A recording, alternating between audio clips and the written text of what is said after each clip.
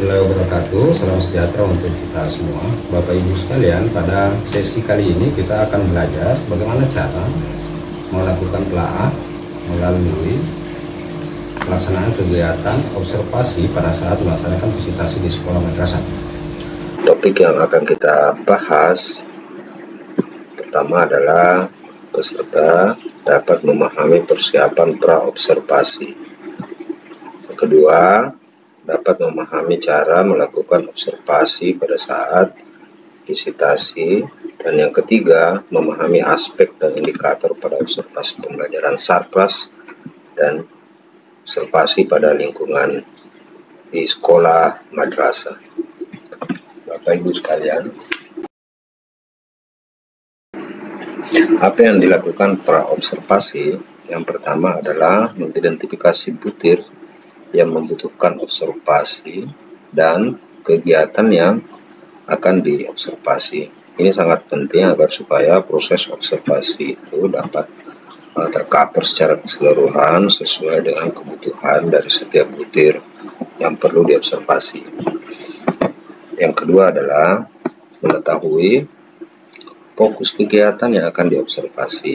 Jadi misalnya untuk kegiatan pembelajarannya, hal-hal apa saja yang penting untuk diobservasi, termasuk sarana dan prasarana dan lingkungan. Yang ketiga adalah mengetahui indikator yang akan diobservasi. Jadi indikator ini sangat penting agar supaya pada saat melaksanakan observasi, Bapak Ibu dapat mengetahui apakah indikator yang harus ada atau diperoleh pada saat observasi itu terpenuhi atau tidak dari sekolah madrasah. Dan yang terakhir yang perlu dipersiapkan adalah pada pra-observasi adalah tentu harus mengetahui dan mempertimbangkan waktu dalam melaksanakan observasi. Jadi ritme pelaksanaan kegiatan observasi memang sudah perlu diperhitungkan. Selanjutnya adalah pelaksanaan observasi. Ada 4 hal yang perlu diperhatikan pada saat melaksanakan observasi. Yang pertama adalah perlu asesor menyampaikan kepada pihak yang akan diobservasi. Dalam hal ini terkait dengan kepala sekolah atau guru atau siapapun yang menjadi informan terkait waktu dan topik yang akan diobservasi. Di sini juga termasuk durasi waktu yang dibutuhkan. Kemudian berikutnya adalah mencatat hal penting dalam observasi tersebut. Jadi hasil pengamatan kita tentu nanti menjadi dasar untuk membuat atau menetapkan level kinerja. Yang ketiga adalah selama observasi diharapkan tidak mengganggu aktivitas yang dilaksanakan oleh siapa yang kita observasi. Kalau misalnya kegiatan pembelajarannya itu tidak boleh terganggu karena kegiatan observasi kita. Dan yang terakhir adalah tidak menjudge atau mengambil kesimpulan terburu-buru hanya didasarkan pada asumsi semata. Nah, berikutnya cara mengidentifikasi komponen butir mana saja yang perlu diobservasi. Di sini kita bisa lihat bahwa untuk seluruh komponen dari semua tingkatan itu ada pada nomor 1, 2, 5, 6, 7, 8, 12, 13, 15, 16, jadi 18 komponen yang membutuhkan observasi.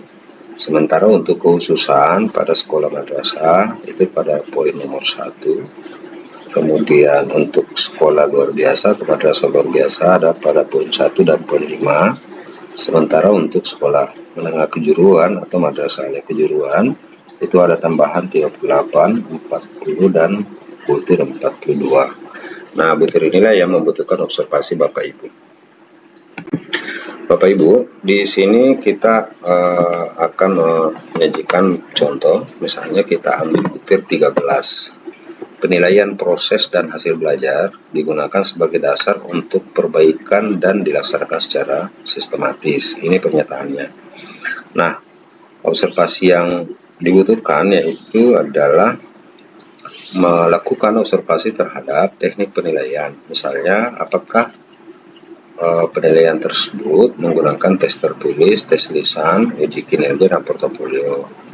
Kemudian yang diobservasi juga adalah hal yang terkait dengan aspek capaian pembelajaran. Ini terkait dengan sikap, pengetahuan, dan keterampilan yang telah diperoleh oleh siswa. Dan tentu yang ketiga adalah penilaian proses dan hasil belajar. Jadi observasi bukan pada hasil belajar saja, tetapi pada proses atau kegiatan pembelajaran.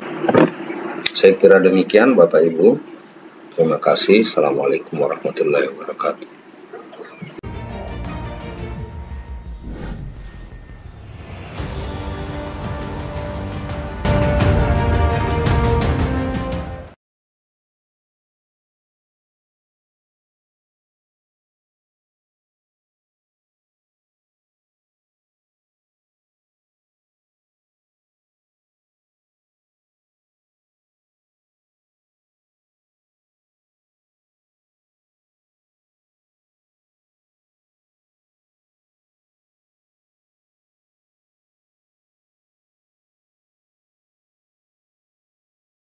Pada pembelajaran kali ini ada 3 topik yang harus kita kuasai bersama-sama. Yang pertama adalah bagaimana membuat perencanaan atau melaksanakan observasi pada saat kita melakukan visitasi di sekolah madrasah.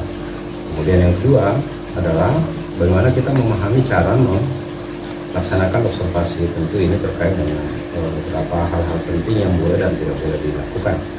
Kemudian yang ketiga, bagaimana memahami substansi atau aspek atau indikator yang harus kita observasi pada saat pelaksanaan visitasi, baik terkait pada kegiatan pembelajaran maupun terkait dengan sarana dan prasarana ataupun lingkungan sekolah madrasah. Demikian materi kali ini. Terima kasih banyak. Semoga dapat membantu Bapak Ibu memahami tata cara menelaah atau melaksanakan observasi pada saat visitasi di sekolah madrasah. Akreditasi bermutu untuk pendidikan bermutu. Assalamualaikum warahmatullahi wabarakatuh.